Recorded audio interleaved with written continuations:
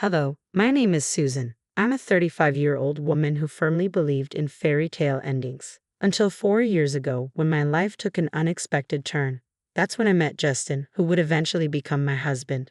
What began as a romantic story filled with love and trust gradually morphed into a tale of betrayal within the confines of what seemed like a perfect marriage. Our first encounter happened on a typical Tuesday morning at the corner cafe. I was engrossed in a Scott Turow legal thriller, captivated by the plot's twists, when Justin walked in. His presence was striking, confident yet approachable, with a warm smile that felt genuinely inviting. "Is that Gish's latest?" he asked, nodding at my book with an interest that caught me off guard. "Yes, I just started it. He never disappoints," I replied, pleasantly surprised by how easily our conversation flowed. Over the following weeks, Justin and I discovered our shared passions for music, especially classic jazz, and our love for exploring quaint bookstores scattered throughout the city. He was charming, respectful, and always attentive, making every meeting feel like a reunion with a long-lost friend. One evening, as we strolled by the river, Justin's expression grew earnest. "Susan, I've never felt like this before. I think I'm falling for you," he confessed under the soft glow of the street lamps. His words ignited a rush of warmth within me, and I admitted, "I feel the same, Justin. You're unlike anyone I've ever met." 7 months flew by, and our bond deepened. During the cozy dinner at my apartment, Justin proposed, and without hesitation, I accepted. I loved him deeply and was optimistic about our future together. However, our engagement was soon shadowed by anxiety as the time approached to meet Justin's parents. His mother, Catherine, was a stern woman with piercing eyes that scrutinized my every move, while his father, though more approachable, carried a serious demeanor, especially when it came to marriage. At a formal dinner in their home, the conversation shifted to a prenuptial agreement. "It's just practical," his father declared, catching me off guard. Having dealt with an unfaithful ex, I realized the necessity of setting clear boundaries in relationships. Firmly, I proposed a condition: if either of us strayed, the one who cheated would owe the other $200,000. Justin looked at me, his face a mix of shock and admiration. "Susan, I promise I'll never cheat on you," he assured me sincerely. Our wedding was a splendid celebration filled with joy, dancing, and heartfelt promises of eternity.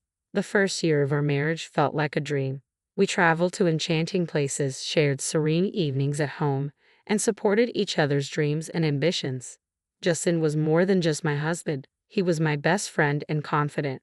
After the excitement of the wedding, settling into married life was surprisingly smooth. Our honeymoon in Italy was magical as we wandered along the Santa Caterina del Sasso, two lovers lost in romance. "Can you believe we're here?" I asked Justin one evening as we watched the Eiffel Tower light up. He pulled me close and replied, "I believe anything is possible with you. This is just the beginning for us, Susan." Those days were filled with laughter, romantic dinners, and dreams of our future together. Returning home with a suitcase full of cherished memories, our connection felt stronger than ever. Our daily routine was simple yet fulfilling. Justin would leave for work each morning while I prepared dinner for his return. Our evenings were spent in deep conversation, discussing everything and anything. One evening, while tidying up after dinner, Justin said, "I never thought I'd be this happy doing ordinary things like washing dishes." I playfully splashed water at him, and he laughed as he caught it in his hand. "That's because you've got an amazing wife. It's all about good company," I joked. This simple, joyful routine highlighted the deep bond and shared happiness that characterized our life together. He once told me, "Marrying you was the best decision of my life." Despite the mounting pressure from others, especially the expectations surrounding starting a family soon, our joy remained steadfast. Justin's mother, Catherine, often dropped not-so-subtle hints during family gatherings, asking, "So, when are we going to hear some good news?" I usually deflected with a light-hearted joke, but her persistent questioning started to weigh on me. Justin would comfort me, reassuring me, "Don't let my mom get to you. We'll start a family when we're ready and not a minute sooner." Our first anniversary was a magical celebration, marked by a quiet dinner at home. Justin surprised me with a necklace I had admired months before, saying, "Happy anniversary, Susan. Here's to many more years of happiness." His eyes sparkled with love as we cuddled on the couch that night, and I felt incredibly blessed. However, as we entered our second year of marriage, The pressure from Justin's family, especially Catherine, began to take its toll. It was no longer just about starting a family. Her critiques seemed to infiltrate every aspect of our lives. Catherine's disapproval, often masked as helpful advice, turned every family visit into an ordeal. One afternoon, while I was setting the table for lunch, Catherine walked into the kitchen and eyed the spread with a disapproving frown. "Is this what you're serving? A bit simple, don't you think?" she remarked, her tone dripping with disdain. Clenching my jaw, I tried to maintain my composure as her criticisms didn't stop at my cooking. She found fault in everything from our home decor to how I spent my free time.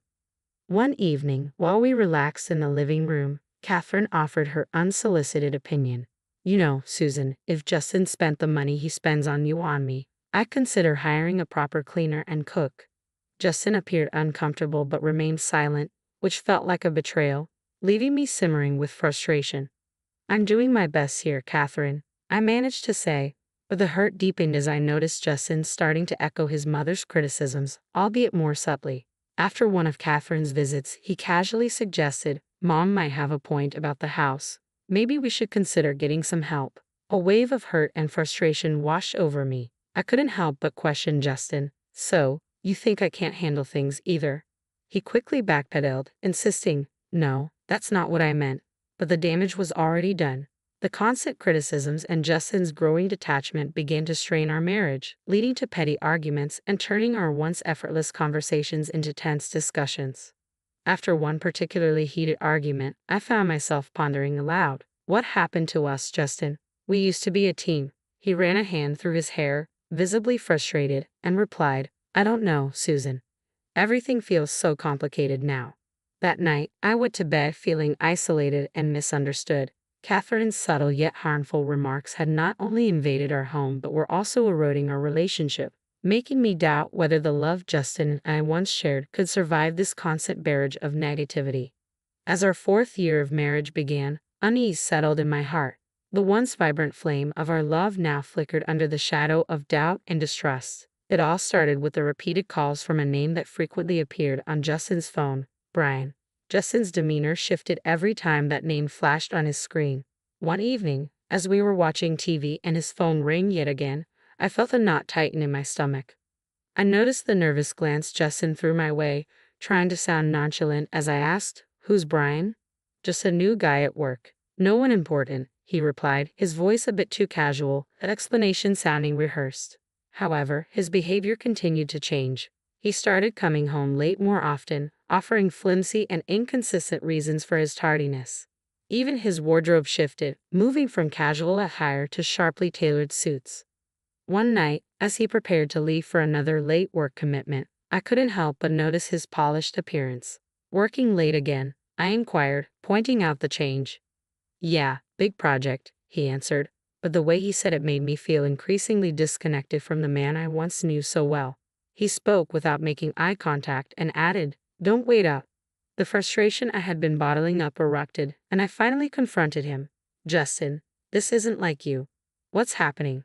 My voice trembled, betraying my mix of anger and fear. He sighed heavily, his expression a blend of guilt and irritation. "I've told you, it's just work. Why can't you trust me?" "Because something's off. You're hardly ever home, and when you are, you seem distant, like you're a million miles away," I countered, desperate for clarity. Justin gave no response, merely grabbing his coat and leaving, deepening my sense of isolation in the silence of our home. That night, as I lay in our empty bed, I reached a painful decision. I couldn't continue living in this cloud of doubt and suspicion. I needed to uncover the truth, no matter the cost. The next morning, I took a step that felt like betrayal yet was necessary. I called a private detective. The constant stress and uncertainty had become unbearable, and I was determined to find answers. The ensuing days blurred into a haze of nervous anticipation as I tried to maintain a facade of normalcy while everything around me felt on the verge of collapse. Then, the detective's call came, shattering my world.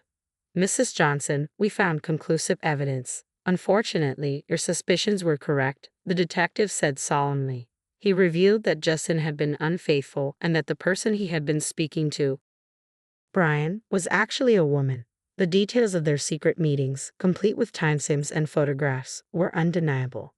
Sitting there with the phone in hand, I was overwhelmed by a torrent of emotions, devastation at the betrayal, and a grim sense of vindication.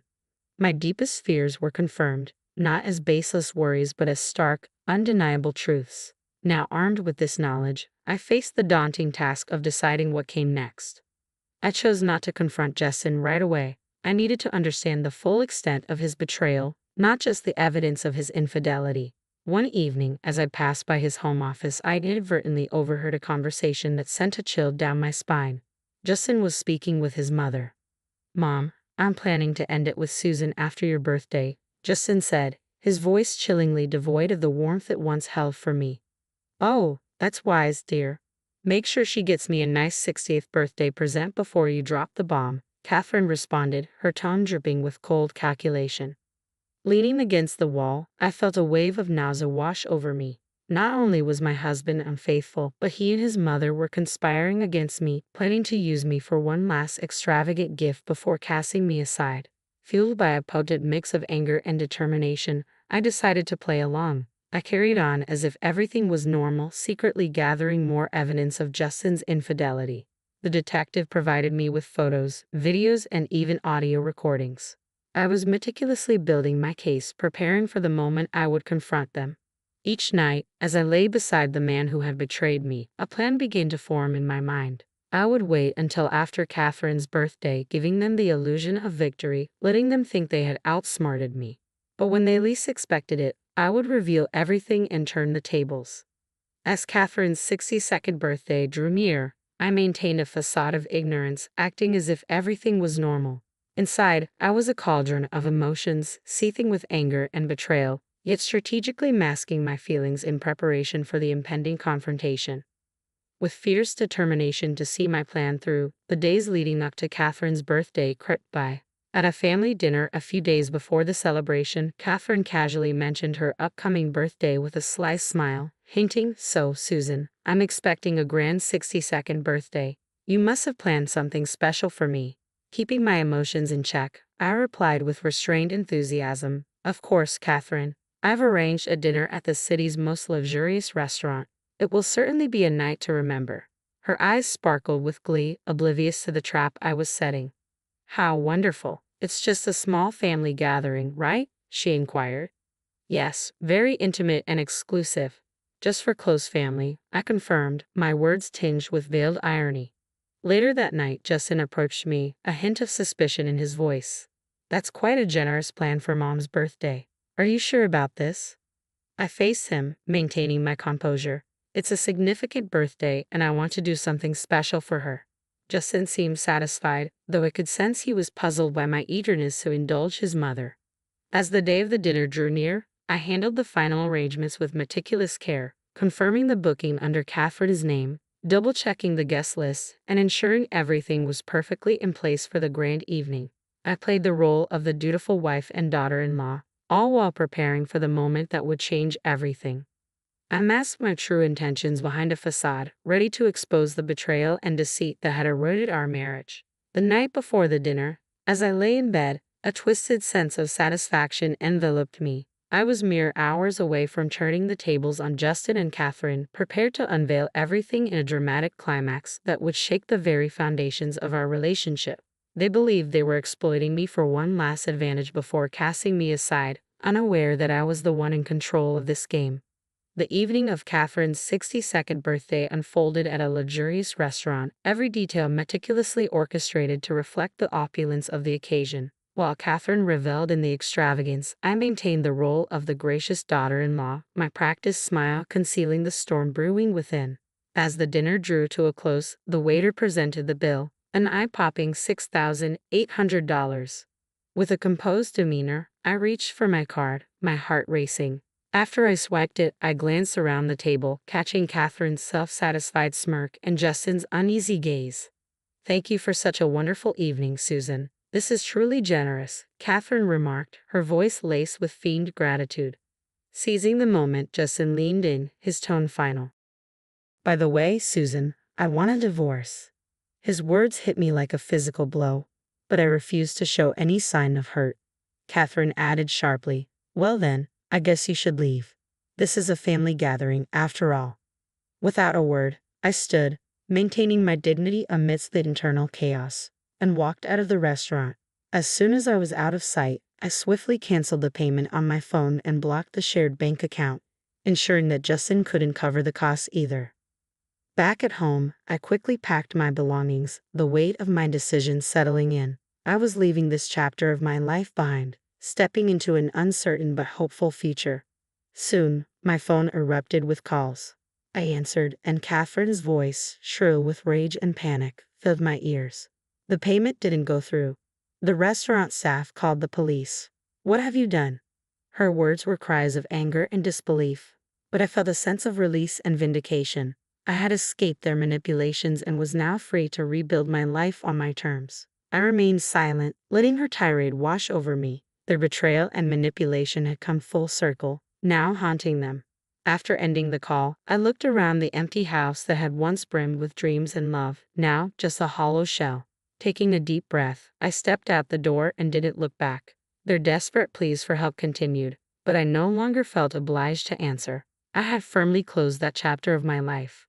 In the end, they paid the price. Justin had to borrow money from his parents to cover the bill. Where the money came from didn't concern me. It was a small compensation for their betrayal.